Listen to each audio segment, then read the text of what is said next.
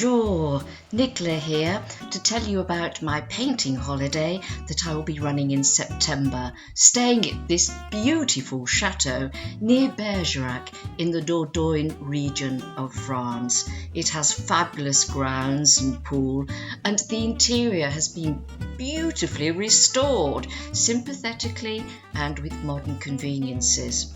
You'll have 4 days tuition, that's 20 hours in total from me, and I'm happy with beginners and more advanced people, making sure that you all get plenty of individual attention to help you raise your painting game.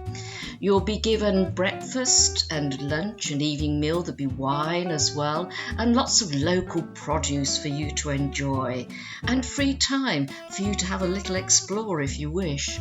So, Tuesday, September the 27th is the first day of tuition, so sort out your arrangements to get there before that, and I'll see you there.